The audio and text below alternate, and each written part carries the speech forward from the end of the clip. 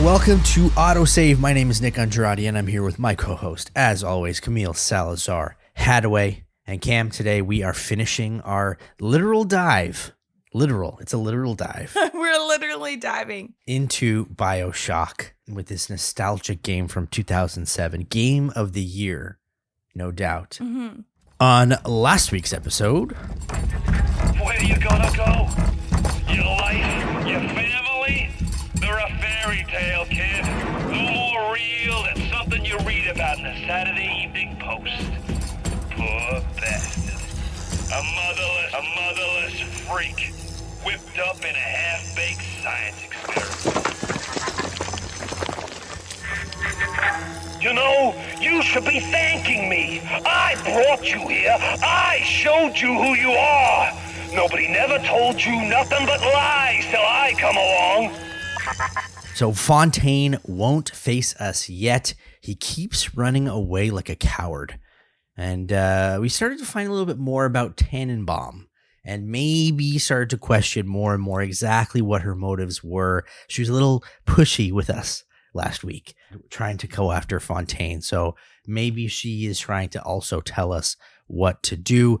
We also put on a Big Daddy suit and had some fun as we finally get to a point where we get to face Fontaine, Cam, once and for all, which is what we're going to discuss on this episode. But I've been sick and tired of him trying to run away from us this entire time, especially that last episode. Sick and tired. Where he was like, come face me. And then he ran away again. It's like, we are trying to face you, Fontaine. All right, we're trying to give you what you want, but you keep running. He's like Forrest Gump. You know, he's just running. He's running. Because he's running. But he's saying he wants to face us, but he doesn't want to face us. I'd be afraid of Jack too.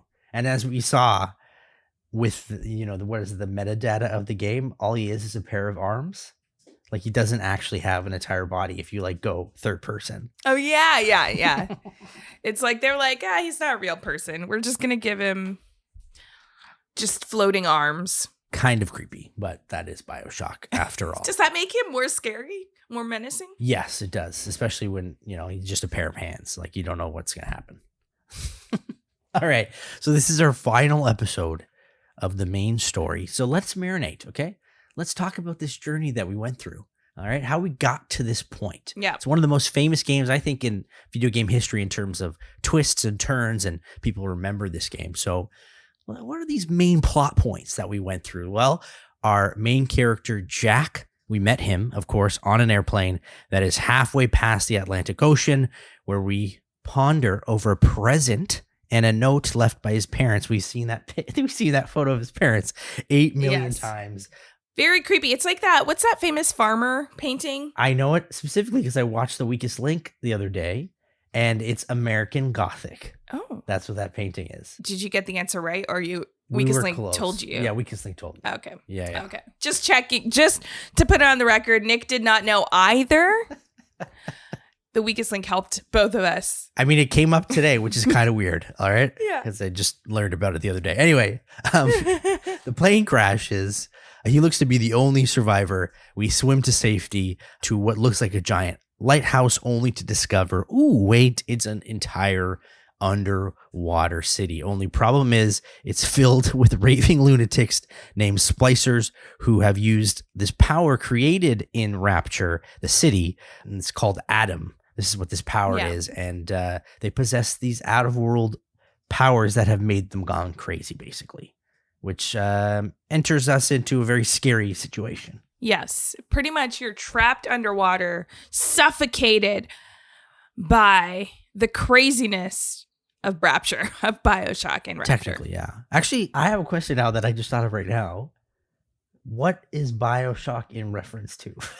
Biology. It's shocking our biology and splicing. Because there's no point in the game where, one of the characters says, you've been BioShocked. And that's how you know. But wait a sec. What game? Okay, this is not like an 80s action movie. Yeah. What game really has a you've been BioShocked moment? I don't know. It just seems like the title is always involved some way. Related to the protagonist or to some sort of place. Like, it's not called Rapture, is what you're saying. Yeah. But I'm just trying to think, like, off the top of my head, Uncharted or something like that. Like, I don't think Nathan Drake ever said, like, it's time for us to go to uncharted waters or something like that. Or or in Resident Evil, they're like, oh, there's an outbreak. It sounds like this is some Residence Evil. Like to hint to the title, but no. That's what I've been thinking about a lot lately. It was, what is Resident Evil? What is Resident? The people? I don't know. Okay. Well, maybe that's for another day. A sleeping evil? Is it like, it's a, is it like an evil that lives among us? It's just like, Yeah. I don't know. Well, maybe we shouldn't ponder that today, but This is why we don't create the names for games. we don't. But I guess we'll never know. Maybe producer Dylan knows what BioShock actually means, and he'll tell us during the break, and then we'll inform you after that. But for right now, we have no idea. But again, I think it's probably BioShocking the like the, your immune system or whatever it is to make you strong and powerful. I'm going to just keep rambling until I don't. We have help from this man when we first start called Atlas. He wants us to save his family and save him, and also, I guess, save us, but not really, because he always complains about his family. But as we help him with that goal, we also meet through the radio the creator of Rapture, Andrew Ryan, who is a pure capitalist at heart and runs the city using fear, but also letting the market run itself. So, poor people basically stay poor, the rich become more wealthy, and they try to take advantage of everyone. And a case in point of this is a mission we had to do, Cam, where we had to give fresh air to all of Rapture. Mm-hmm. But at one point, we found out that Andrew Ryan was selling it with the biologist. The horticulturist. Of Rapture, which I think is pretty messed up. I would love to say that I'm surprised, but I'm not surprised. No. I mean, it just tells you how bad it is in Rapture / the real world. Let's not get into that. I think bar none, we've noticed in this game that there are a lot of terrible people just overall, right? Yeah, it's like pretty much Rapture's advertisement was, hey, does everyone say you're a horrible person? Come on down. You're the next contestants on We Might Kill You in Rapture. There's also a civil war going on while we play this game between Atlas and Ryan. There are people on both sides fighting for different causes. I'm guessing it's the status quo versus a new regime where the Atlas group wants to kind of take Rapture into another direction, and the Ryan loyalists, I guess, want to keep Rapture the same and the way it is, which probably don't want to keep it the way it is right now. I mean, unless you're benefiting from charging people for oxygen, which I mean. On top of this, we find out about big daddies who protect little sisters. These are children who possess high amounts of Adam, and they also harvest Adam from around Rapture to, I guess, sell. Ideally, we also got very uncomfortable saying big daddies. It was, and like this, the whole situation with little sisters and big daddies, just uncomfortable altogether. Yes. I wish that they named them different things, especially for the sake of this podcast. We also meet Tannenbaum, who is a German scientist who is trying to protect these little sisters. And we have a choice here, Cam. This is something that we've been talking about this entire time. We either harvest or rescue these little sisters. We can harvest them for Adam, or we can save them and they become human again. We decided to save them all. Do you have any regrets for doing this? I was forced to be nice. They told me I had to save these little sisters. It's all a lie. No, we talked about this at the start of our saga. Yeah. I always go for the good thing because I see myself in our protagonist. And also they're horrible, like screaming. Yeah. And like when you see videos of people harvesting them, oh my gosh. How do you live with yourself at night hearing the screams of these little sisters as you sleep? Yeah, the cutscene too, harvesting them and the slugs are pretty gruesome, right? Yeah. From what we've seen. So I don't think I could stomach it doing it all the time. But as we move forward into the story, Andrew Ryan kills Atlas's family. So looking back at that, actually, Cam, thinking about it, was that a ruse from Frank Fontaine? Like the family thing? Yeah. The submarine with his family? Was there no one in there, or did he just kill random people? I had this idea that maybe, because we didn't know if that person was actually Atlas, because we were so far from them as they were running towards the submarine. So I think it was potentially Sandra Cohen acting as Atlas to save the no person in the submarine. Whoa, that was your theory? That's what I thought. I mean, right after you go and you see an actor. Okay. I mean, it would just make sense to me. Why do the acting yourself, right? Like, Fontaine does not take me, like, he doesn't have that I'm going to put on a show kind of feel, you know? And you know who likes blowing things up? Sandra Cohen. Okay, that makes sense. Maybe that's potentially it. But anyway, if he did kill a little child and a woman, I wouldn't be surprised, because Frank Fontaine is a piece of crap. Yes. And who only does things for himself. But as we try to help Atlas, quote unquote, during this whole time, before knowing that he's Frank Fontaine and trying to kill Andrew Ryan, we slowly uncover that things aren't actually what they seem. Jack was actually born from Andrew Ryan and his lover, Jasmine Jolene. She sold the baby to Frank Fontaine, a man we knew to be dead at the time, of course. At the beginning of the game, and Bridget Tannenbaum helped raise us and train us. So Jack is a super baby that grows up fast because of his experiments that were put on him. That's my theory. But I wanted to double check with you that that's the case, because I think he was born in 1956. Yes. And it's 1960 right now. So is he 4 years old? Oh, I never thought about that. Or even if he wasn't born in 1956 and I'm wrong, he was born somewhere in between 1948 and 1960. So he can't be that old. So he's a super baby. He is a super baby. I think it's, we had this theory. Nick had this theory before that he's a super baby. That's what made me laugh. You're like, he is a super baby. Nick had this theory before. We were talking about, is Jack the failed little sister experiment? There was all these ideas to make like the little sisters more powerful. We heard Tenenbaum talk in her audio diaries about the power that these little sisters have. What if that was put into like adult man, right? And kind of Jack fits that description that Tannenbaum was describing. So I guess he is a super baby. But then how fast does this growth happen? How is this biologically possible? I remember they briefly telling us about it in one of the flashbacks. I completely did not. Where we see Peanut Butter Baby the Peanut Butter Baby. The Peanut Butter Baby. Jack as a kid was like killing it online as the Peanut Butter Baby. So he's really not that old. No, yes. Which does that play then into the fact that he doesn't really think for himself? Yeah, I think so. Probably underdeveloped. Oh. But again, Tannenbaum was involved in all of this stuff. So that's what I'm saying. I don't trust her. she's got something going on, I think. Yeah.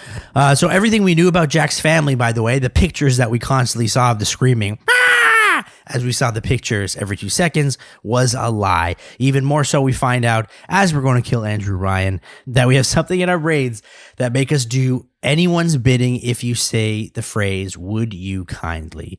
And we put the pieces together that Atlas has been telling us, would you kindly do everything that he wants us to do this whole time? And then for some reason, Cam, I still don't understand why Andrew Ryan then decided to, would you kindly let us kill him? It just didn't make sense. I do not understand. You know what? Devs of BioShock, would you kindly explain to us why Andrew Ryan killed himself? Yeah. And didn't put up a fight? No. Was it that he was so emotionally connected to his son? I don't think so. I think we agreed that we don't think so. But that would be the most reasonable explanation for his actions when you finally meet Andrew Ryan. Yeah. According to the developers, It was, firstly, this meeting point was not necessarily how things would have panned out. It was a controversial decision for the studio because they weren't sure, based on the reveal of like what happened to Jack, if it made sense for Andrew Ryan to meet Jack at that time. Yeah. But the reason why Ryan takes his own life is to prevent Jack from taking his life. And that's pretty much the ultimate insult to Jack because he cannot think for himself. But how is that the ultimate insult? I don't know. I think that's a stretch. Hey, the internet. This is what they're saying. Cam, the reveal as well of the Would You Kindly and all of this, barring Andrew Ryan's death, do you think it's one of the biggest reveals in video game history? Yes, absolutely. The whole, like, you're working with this person, Atlas, that you've now developed this relationship with.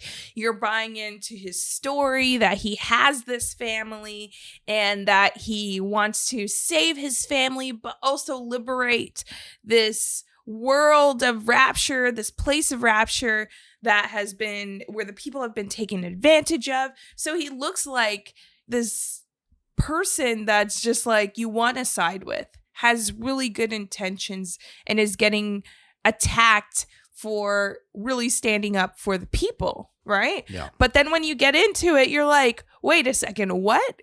Especially the fact that, you know, we had questions about why is Jack going along with everything. Yeah. But I think it was also in like a humor tone we were asking these questions. Yeah. But while playing, like, it's like, you may ask that question to yourself once or twice, but you also usually take the game's narration or what the game is throwing down, you pick it up and you accept that for the world it is. So to just realize that the game has thrown us in for a loop in the best way possible for this reveal to be set up, really good. Well done. I think so far this is my favorite part. And I'm hoping the ending lives up to something like this. Well, we're almost there in segment 2. Just wait to listen. But there's more. There's more here, of course. Atlas, in fact, we know is no Irishman, which I'm upset, but also a great accent put on by Frank Fontaine, who faked his own death, is an enemy of Andrew Ryan, and wanted to take Rapture for himself. He planted Jack in America for a couple of years before redeploying him back to Rapture to kill Ryan. What an interesting plan. Do you think that this was a smart plan? It worked, but do you think that this was the best executed plan possible? No. I mean, that's the one thing that was a common theme throughout playing this game is all plans never pan out. Bad plan. So that is where, again, to the point, more or less of where we left off leading into this episode. But we wanted to discuss kind of like the themes of this game that we've seen, at least. I'll give you a chance to kind of think of something maybe that you've thought in terms of themes in this game. For me, because it is like, it's really nuanced and also it's deep and it makes you think a lot, this game. So I really wanted to get some information on what maybe the developers and what the creator thought of this game. And so there's this theme of objectivism versus collectivism that comes out in this game. Objectivism, I looked up, is basically people whose main objective is to put their own happiness and moral purpose above anyone else. Yeah. And there's this battle between the collective and the individual. And Andrew Ryan is the perfect example of the individual. And that no matter what goes wrong, maybe in Rapture, that at least he's safe for doing his own thing that makes him powerful. And he's not looking at others. And that's the kind of battle that we see throughout. Maybe, I think Fontaine is still in that area as well. But I think a lot of the people in Rapture and what they were fighting for was to, be a part of the collective. And so we kind of see this theme clashing each other. And I guess that comes into like capitalism and libertarianism. Libertarianism. Thank you. And it's like this pure capitalist mind where the market dictates all and, people can take advantage of whoever as long as it satisfies, their needs. And that's kind of the interesting thing that I've taken away from this game. I was actually going to say like the illusion of choice.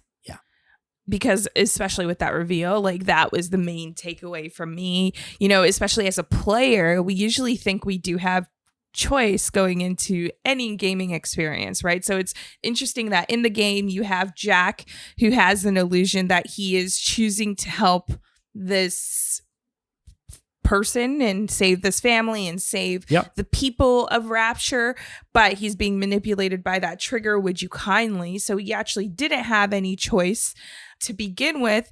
And, you know, going back to Andrew Ryan's death, if we're going along with what the devs and the fans believe why Andrew Ryan died, he took away the choice from Jack to decide if he wanted to kill pretty much his father or not. So he didn't have a choice there as well. And then, you know, we were put in this situation and still trying to figure our way out.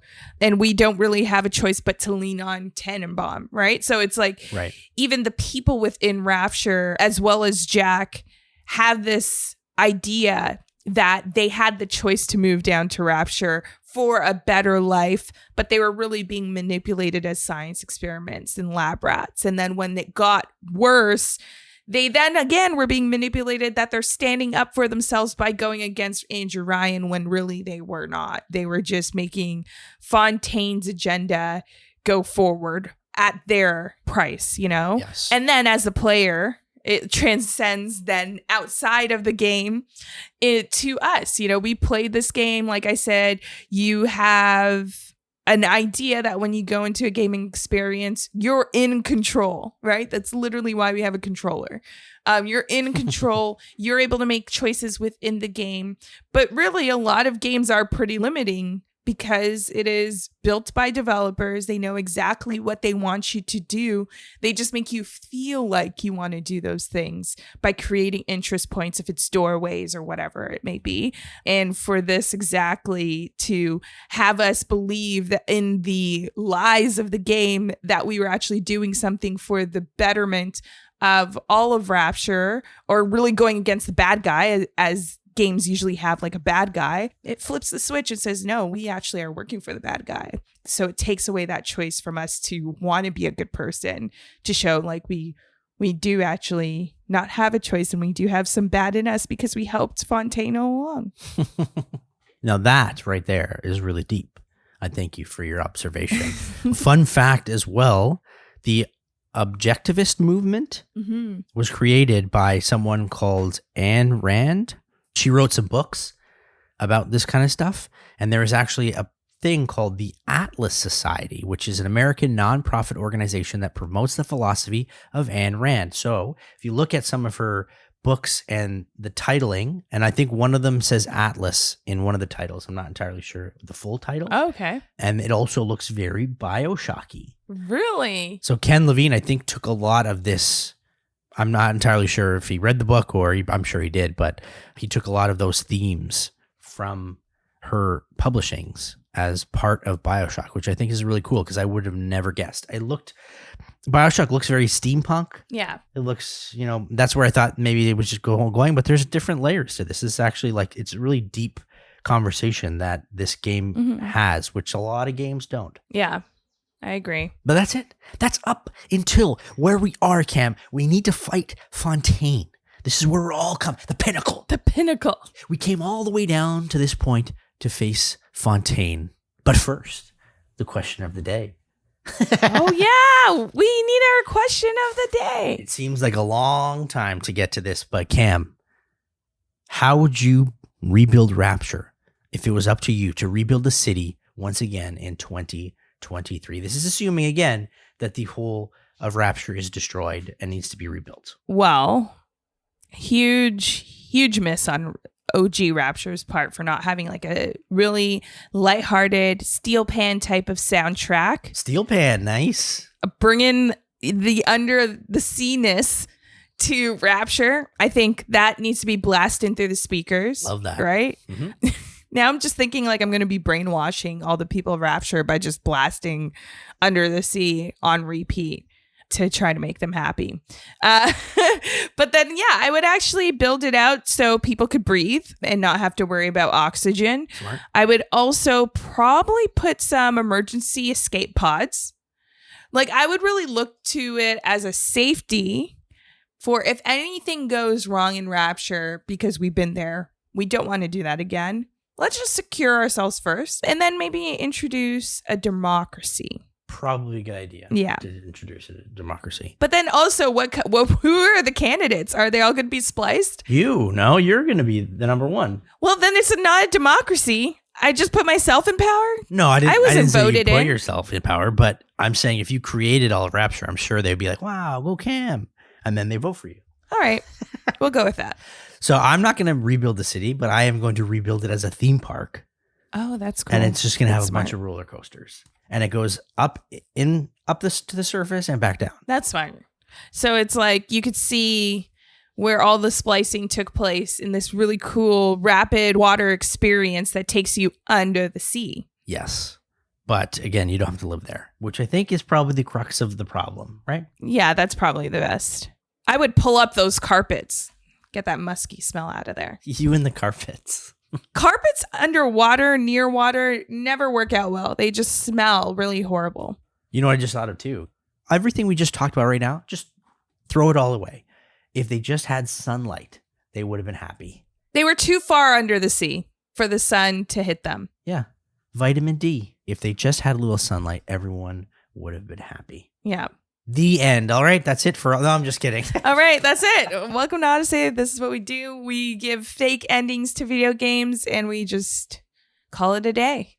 Now it's time for the main event, going after Frank Fontaine once and for all, after we took the little sister's syringe to hopefully drain Frank of his power. It's final boss time, and we are suited up in our Big Daddy suit, ready to take on the world.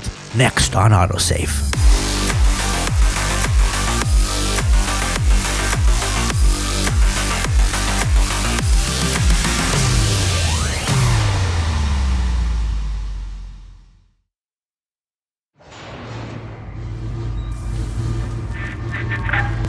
I remember when me and the crowd put you in that sub.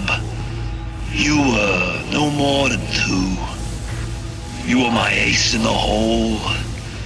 But you were also the closest thing I ever had to a son. And that's why this hurts. Betrayal, kid. Life ain't strictly business. So Fontaine tells us that he has some sort of remorse for what he did because he actually, I guess, looked at us like a son. He felt bad, but then he talks about betrayal. He is the master of betrayal. This is why this whole sympathy thing that he's now trying to tell us doesn't roll for me. I don't know how you feel, but I'm guessing probably the same. I'm getting tired of a lot of people acting like they know Jack, all right? You don't know Jack, because if you knew Jack, you would know that you're hurting a little kid and you're making him into an assassin soldier, okay? So you don't know Jack. You don't know Jack. You don't know Jack. I feel like, okay, this is a little more complicated than just being yes or no. I feel like he may actually believe this because of how twisted Fontaine is and how dirty he is and slimy. Like, this would be like something he may believe, and this is just how he shows. Like, it wouldn't be top of mind even if he does see this person as a son. Like, they wouldn't be top of mind as how we would usually think of a father-son relationship to be. Right. Because he's only in it for himself. He would throw his own son under the rug, and that's what he did. So I do think he may actually believe that, like, he saw Jack as his son, but given the fact that he's very selfish, he's only looking out for his own interest, he would also throw his only son under the rug. But it's not even his son. He bought it. he bought Jack. That is true. But that doesn't mean you can't, have an emotional connection with that. 100%. Like, especially because, like, think of it. What other kids are around in Rapture other than the little sisters that Fontaine would have spent a lot of time with? It's true. He also doesn't, strike me as a man who loves children. No. And he does strike me as a man who was probably very, very jealous of Andrew Ryan and maybe tried to emulate a bit of his own life. I mean, they both had the same girlfriend, right? Yeah.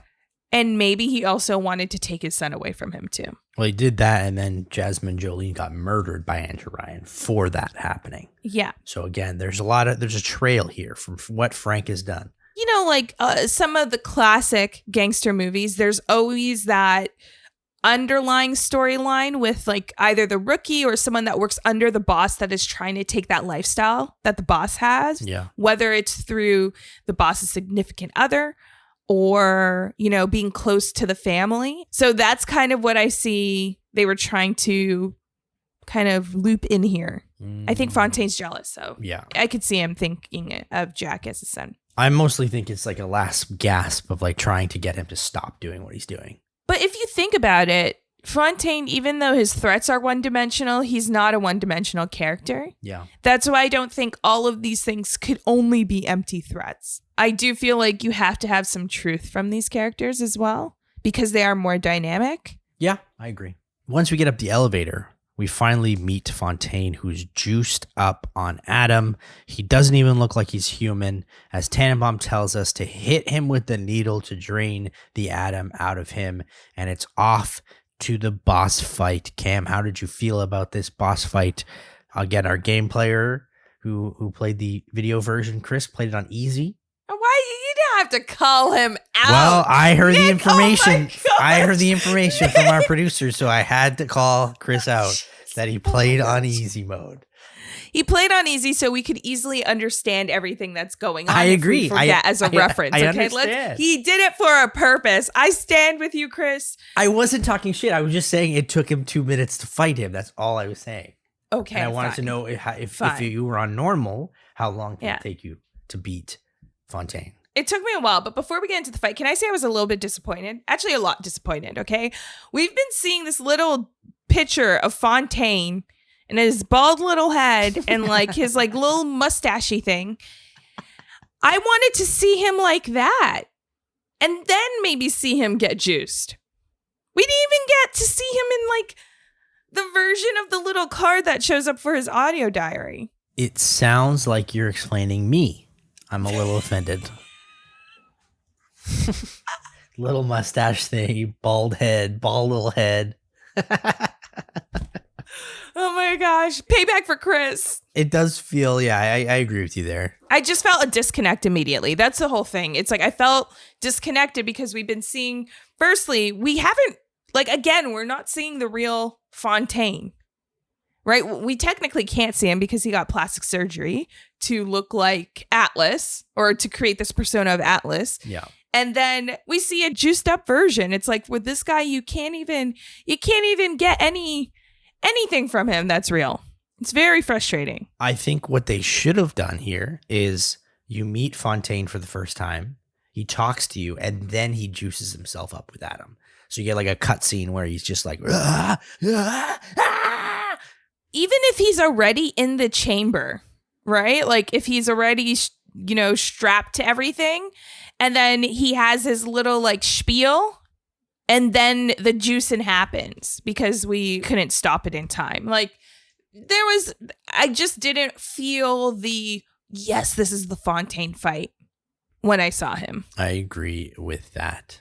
But I will say, Yeah. as a boss, very difficult. On normal mode, pretty difficult. He's really fast. You don't need to call out the modes, Nick. He uses all different Adam powers like lightning, ice, all that. Yeah. Splicers do show up as well. Mm-hmm. And he runs at you really fast. So you have to, like my strategy was just like shoot, run, use some sort of Adam effect. Yeah. And then run, and then run, and then He's run. quick too. Yes. When he does like his, he goes on, what was that? Not Mr. Glass. What's the other M. Night Shyamalan? Split. Oh, yes. Another bald character. Yeah. You know, when he turns into like the murderer and he's like running, he's on that, because he's also bald, Right. reminded me of Frank Fontaine. That's a good point. You have to drain. These references, I know. You have to drain him 3 times. It gets a little weird because you're like mid-fight and then he goes back for more Adam. Yeah. And he like disappears back into there. Which is like, how did we allow that to happen? Yes. And also Frank Like, don't you know that every time you do that, that's when we use the syringe to, remove some atom from you. So Yeah. plausibly, it doesn't make sense that he's doing that. No. And he also does, more references, Mr. Manhattan. You mentioned Mr. Manhattan, I think, in one of our episodes during this saga. He kind of looks like Mr. Manhattan when he first goes in and like gets juiced up. Yeah, he does. And his face also looks like the mask in The Mask. I'll give you that one. I guess overall, it's a difficult fight. It is worth a boss fight. It is. There aren't too many boss fights in this game, and I'll give it that credit that it is very difficult. It is. It is very difficult. Maybe I was overly cautious. Did you think you were overly cautious? Was there like a quicker way for us to do this? No, I think that's the way to do it, honestly, especially if you don't want to die. Okay. But once you drain him 3 times, you hit a cutscene. I had you built. I sent you topside. I called you back, showed you what you was capable of. Even that life you thought you had, that was something I dreamed up and had tattooed inside your head. Now, if you don't call that family, I don't know what is. And now...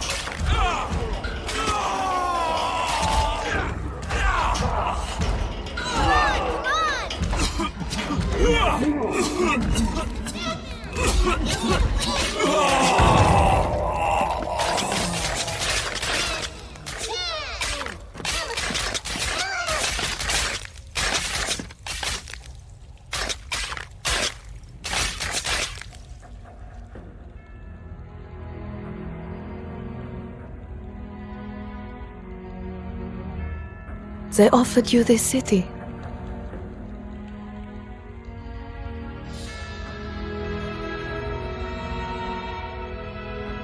And you refused it. And what did you do instead?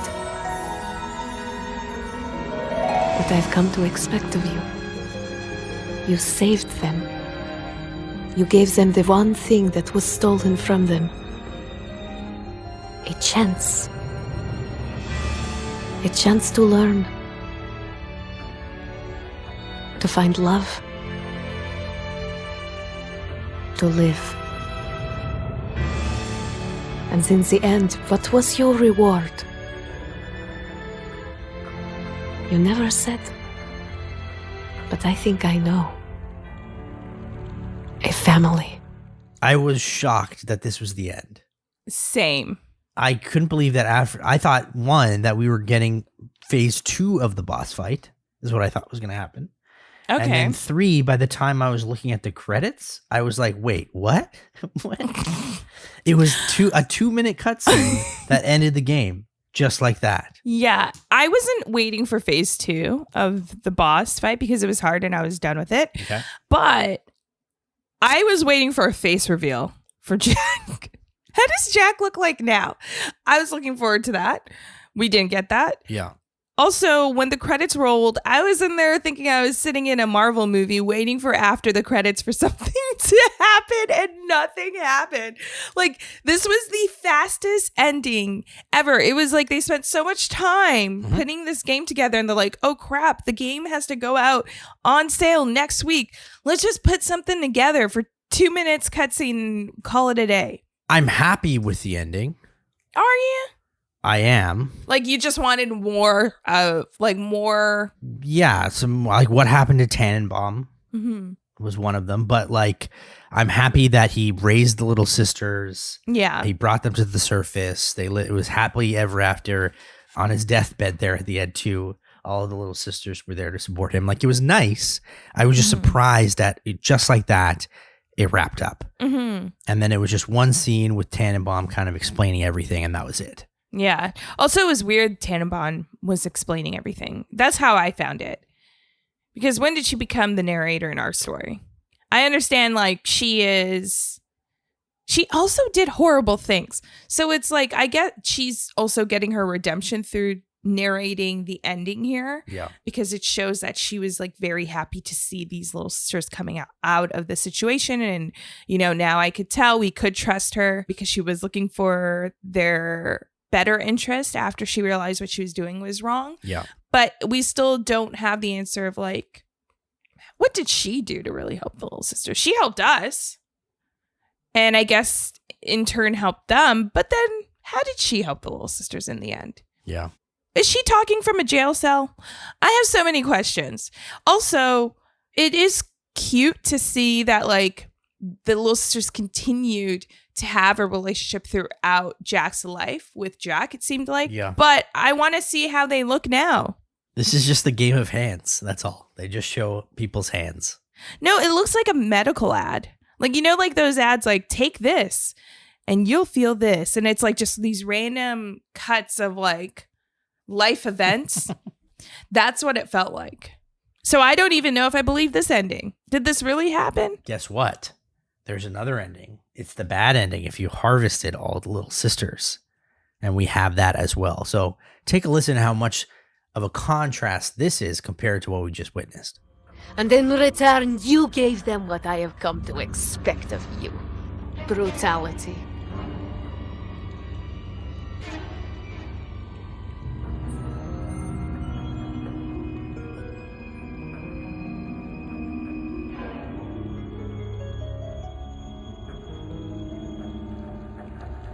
You took what you wanted.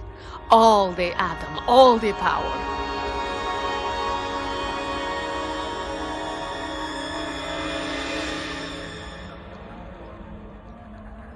And the Rapture trembled. But in the end, even the Rapture was not enough for you. Your father was terrified the world would try to steal the secrets of his city. But not you, for now you have stolen the terrible secrets of the world. So this one was surprising. And I think I was confused at first because the little sisters still help you. Even though you basically destroyed most of them. They still help you defeat Fontaine, which was confusing to me. But then at the end, you use the little sisters or the splicers, I guess, whatever, to try and take over the world. You see this cutscene of them going up into the surface and killing what looks like investigators or people trying to look at what's going on here. And then I guess we're hell-bent on world domination.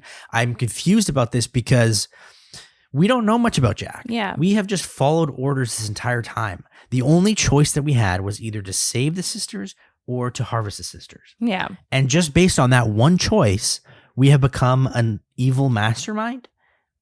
I can't believe that. I'll be honest. Well, I think that goes back to Andrew. I'm gonna talk about Andrew Ryan. Okay. I forgot what actually the quote is, but he says pretty much like a slave obeys where a man like chooses or something like that.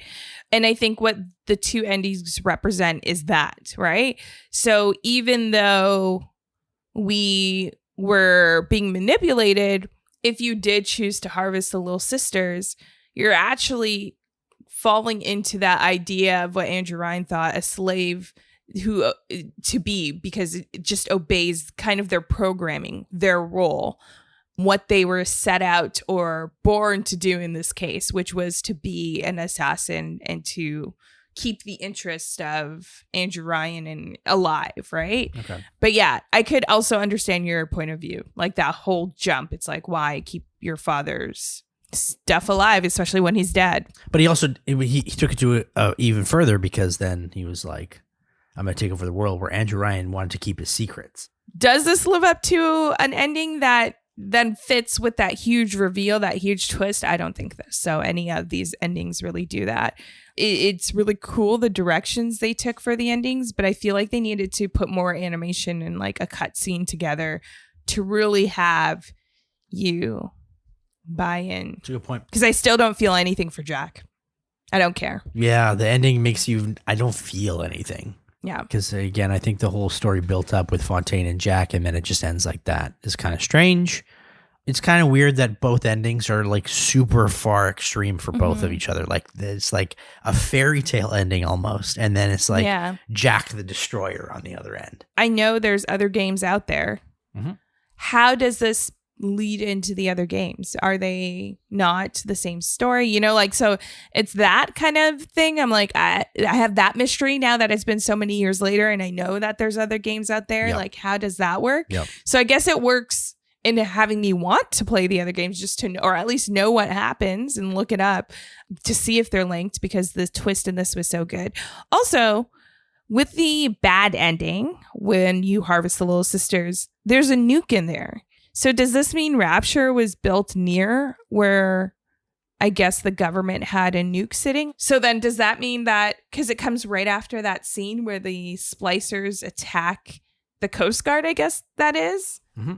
So does that mean Rapture was built next to where nukes were held? And was that the master plan for Andrew all along? Because that was one thing. Yeah, we know he built this place to escape all the government eyes. But was there another reason? Yeah, world domination. World domination. Well, I think you make a good point, too, about what they would do in a sequel, because there is a sequel. Mm-hmm. And we're going to talk about that after the break on AutoSave. All right.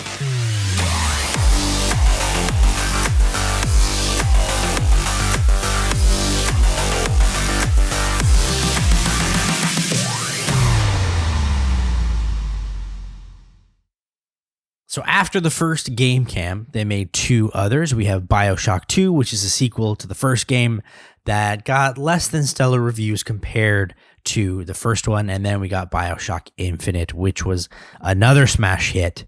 But the story did not connect to the first two games until you got to the DLC Burial at Sea, which takes the main characters back to Rapture, which is pretty cool. Mm-hmm. But you talked about in a sequel, so many questions, and maybe you get some answers. Well, guess what, Cam? You don't get any answers because they went in a different direction. What? They basically created a whole new story with new main characters. This actually takes place, I believe, 8 years after the events of BioShock. You start in 1958, and then you play the game through in 1968. And I guess we can get in a little bit here on BioShock 2, but you play as a big daddy named Delta who's trying to save his little sister that was imprinted on him, Eleanor. It's been 10 years after the fact, and this Rapture has apparently been taken in control by a woman named Sophia Lamb, who is Eleanor's daughter, and we have to thwart. Tannenbaum is in this game, but not really. There's this weird situation with the new character turning into a big daddy as well, and you have to fight him. Anyway, whatever it is, you once again, at the end of the game, have to choose between a life of peace and world domination. And you as the big daddy ends up dying, but then you are Eleanor, who is given a decision to either save her mother or kill her mother or let her drown by herself. Oh. That's kind of a cool twist, but my thing is like, then this happens in the dark timeline of Rapture where I guess Jack took over and because I don't know. I got questions. Yes. How is the Big Daddy Little Sister thing still around 10 years after Rapture when we saw in this ending, even in the bad ending, that Jack then goes and takes the world powers of a nuclear bomb. So would he still be spending his time in Rapture? I assumed that Rapture was just gone after this. Like everyone moved out. I didn't think so because it would still be there in the bad timeline at least. Like maybe not in the good timeline, but the bad one, yeah. But then it's like, wouldn't he still be in charge? Because that's 10 years. Did Jack die in 10 years? But that's only if the case of you took the dark timeline. So I'm guessing that's why they used a different story in this game because they thought that the other one was wrapped up. Okay, but then Rapture's the same place. Like this isn't. I agree. Is this like So they say it's 10 years after. That means it's not resetting the timeline of BioShock. It is definitely a sequel. Yeah. So then even in the good timeline, okay, I'm trying to figure out how this is possible. And if you played BioShock 2, please let us know on our socials, AutoSave Pod. Yes. But I'm not playing the second one. The only way I could think this could happen and be possible is if in the good timeline, after Jack leaves, someone else goes in and rebuilds Rapture. Okay. Which it's like, I mean, the Coast Guard was there. So you're telling me they're not investigating, making sure no one is taking over Rapture again? I don't know. How would you have done BioShock 2? I think the story is really great, but I think it can't work with the ending. So I would actually do BioShock 2 as a prequel. Ooh, nice. Like the Fontaine years versus Andrew Ryan. That would have been cool. Yeah, and I don't think it has to be a versus Andrew Ryan. I think it could just be the Fontaine years, and it can take the perspective of like a little sister still. I think you could still tell the story between the big daddy and a little sister. So part of what you just said as well is this Burial at Sea BioShock Infinite DLC. Mm-hmm. So you actually see Fontaine, you see Ryan, you deal with them, you see how Ryan defeats Fontaine. You also see how Su Chong dies as well. That's cool. You meet Atlas, everything. So it kind of like picks up right before the events of BioShock. So you kind of see everything that happens before it. Mm-hmm. And then at the end of this game, the main character, well, I'm not going to tell you what happens to the main character because I don't want to spoil this aspect of it, but you see the plane crash. Oh, so is the main character on the plane and they die? No, the main character is not on the plane. Oh. But you see from your vantage point the plane crash. Oh, like you see the plane crash. Ah, I see what you're saying. So it tries to connect itself right into the start of BioShock. Oh, that is cool. Yes. See, I'd play that. That's cool. But then there's BioShock Infinite. The actual main game, yes. So how does this Tie in? like not BioShock 2, this is BioShock Infinite. So how does this tie in? It's a full brand new story. Okay, because that's the popular one, right? It is. I think it's the most popular one now at this point. Yeah. Book you play as this character, Booker DeWitt, who has to save this lady, Elizabeth. And the Burial at Sea Part 2 DLC, you play as Elizabeth. And that's probably why it was better, because it was a prequel. Like BioShock Infinite. It was. Was it also a prequel to BioShock? Or was it just the DLC that was the prequel? Yes. So it takes place in the sky in Colombia. That's what it's called. And I think it takes place in the 1930s, but I'm not entirely sure. Oh. So they tried Rapture in other places. They did. Interesting. Yes, in the sky. They didn't learn. Now that's the game. If you haven't played, Cam, I would really implore you to play. One of the coolest games I've ever played. Really? Yes, I really enjoyed it. And it's really a mind bender. The ending and everything, it's crazy. Better than this twist. The twist isn't better, but the ending is better. Okay. They definitely give you a justified ending that makes you feel like you need to read, 18 articles about what just happened. But yeah, that's it where we are in BioShock right now. Infinite came out a long time ago. It came out in 2013. This is 2007, right? Yes. So it's been 10 years since we've seen an actual BioShock game. BioShock 4, like we talked about in the first episode of our journey, is being developed right now. However, Ken Levine is not part of the BioShock team. He is doing another game called Judas, which is allegedly... Yeah, Judas looks really cool. Which also looks very BioShocky. It does. And is coming out somewhere, I think they're aiming for 2025 right now at this point. But how do you feel about a BioShock 4 without the creator of the game? So BioShock 2, I don't think he was a part of as well. Or there was a different developer who did BioShock 2 and then he did Infinite. Where would you like BioShock 4 to go if it did go anywhere? It's hard because I haven't played BioShock Infinite, right? Yeah. I would love to see a more modern telling of BioShock. Like, I know that steampunk-esque kind of feel is the look of BioShock, but it'd be cool how that if the world kind of kept up with the steampunk style, how it would be a more modern telling, but still keeping those elements. I would love if it was like that, like you said. So the society started like in 1948 or whatever. And now we're in 2023 and this is what the society is now. I think that would be really cool. Mm-hmm. Yeah. But like not like, sci-fi where it's like, everyone has a computer and it all looks like our computers. No, like it still needs to have that steampunk style, I think, to be I agree. Good and successful. Do you think it'll be successful 10 years after that last one? 10 years is a long time. It is. Oh yeah, 10 years from BioShock Infinite. Yes. Wow. Yeah, that is a long time. Are fans loyal enough to come back? Well, since BioShock Infinite, it sounds like stands alone, I don't think you need to necessarily only rely on the fans coming back, because if you put out like an HD edition or a remaster, something, it may drive people's attention. And I'm pretty sure the launch of Judas will also intrigue people to explore BioShock, even if Ken Levine isn't a part of those other collections. I agree. But let us know on our socials if you are excited to see another BioShock, if you want another BioShock, or if you're going to be playing Judas. But Cam, that's it for us. We have went through 9 episodes of BioShock. Are you happy that we played this game?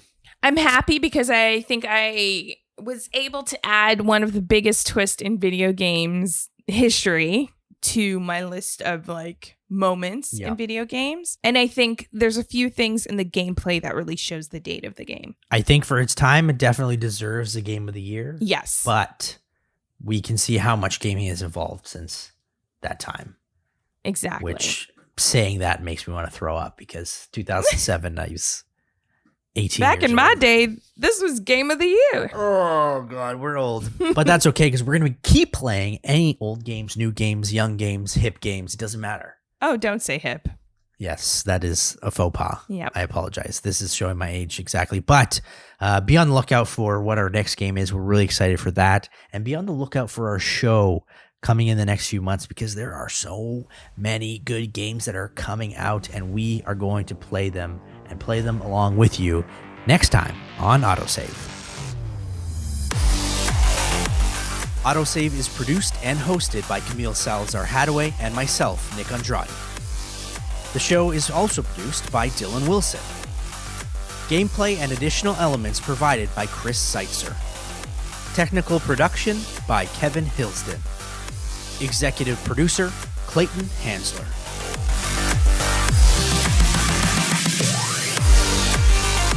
You can follow the show at AutoSave Podcast on Twitter and AutoSave Pod on Instagram, YouTube, and Twitch.